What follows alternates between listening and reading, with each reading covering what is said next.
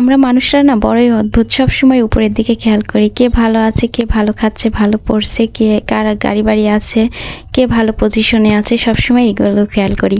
আসসালামু আলাইকুম, কেমন আছেন সবাই?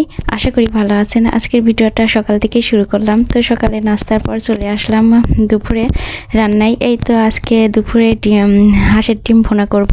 তো ডিমগুলো আমি সেদ্ধ করে দিয়েছি, এদিকে শিবাদের বাবা ডিমগুলো ছেলে দিচ্ছিল। তো আজকে আমি ডিম ভুনা করব আর সিম আলু ভাজি করব।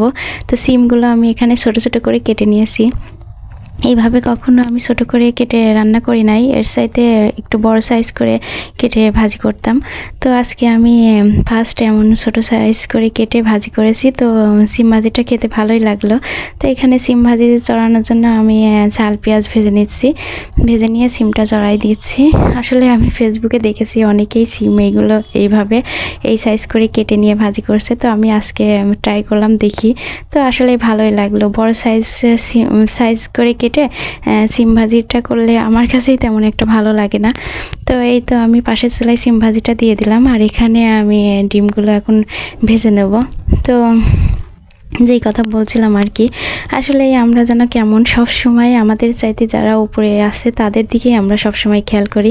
কেন আমরা আমাদের চাইতে যারা নিচে আছে, অনেক কষ্টে আছে, তাদের দিকে কেন খেয়াল করি না? আসলে বাইরে বের হলেই দেখা যায় অনেক মানুষ অনেক কষ্টে আছে, বিপদের মধ্যে আছে। আসলে দেখতে অনেক খারাপ লাগে। তো সেই তুলনায় আল্লাহ তাআলা আমাদেরকে কত ভালো রেখেছেন, কত ভালোভাবে আমরা জীবন চালাচ্ছি। আল্লাহ তাআলা আমাদেরকে সুস্থ রেখেছেন, এতেই তো আলহামদুলিল্লাহ। আসলে মানুষ যতই হোক না কেন, চাহিদার শেষ নাই। সবসময় সবাই চাই, আমরা সবাই চাই যে আমাদের যতটুকু আছে আরও তার চেয়ে বেশি কিছু হোক। কিন্তু কখনোই আমরা আসলে ভাবি না যে আমাদের চাইতে কত মানুষ কত কষ্টে আছে, থাকার জায়গা নাই, খেতে পারছে না, কত অসুস্থ অবস্থায় আছে। সেই তুলনায় আল্লাহ তাআলা আমাদেরকে কত ভালো রেখেছেন, তাই না? তো আসলেই এই চিন্তা ভাবনাগুলো যতই ভিতরে রাখা যাক না কেন, ততই মনের মধ্যে অশান্তি তৈরি হয়। আসলে সব সময় যদি উপরের দিকেই আমরা লক্ষ্য করি, কার অ্যাবিলিটি ভালো, কে ভালো আছে, ভালো থাকছে, ভালো খাচ্ছে, কার গাড়ি বাড়ি আছে, আমাদের কেন নাই, এইগুলো চিন্তা ভাবনা করলে সবসময় মনের মধ্যে অশান্তি থাকে।